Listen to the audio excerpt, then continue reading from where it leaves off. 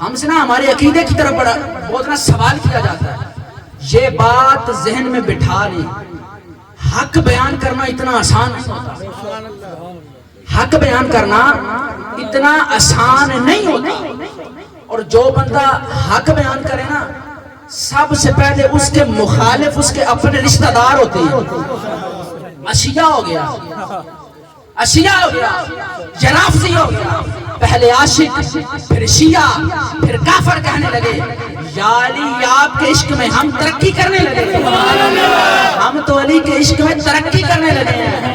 ہم تو مودت اہل بیت اور عشق اہل بیت کی باتیں کرنے والے ہیں.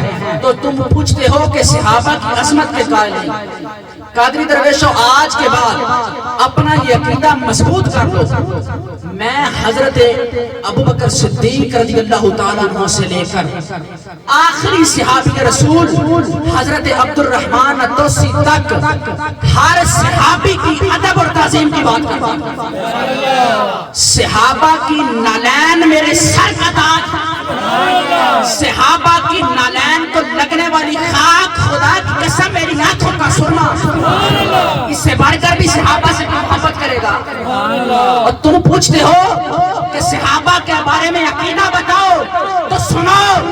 میں حضرت ابوبکر صدیق سے لے کر حضرت عبد الرحمن الدوسی تک ہر صحابی کو سر کا تاج مانتا ہوں.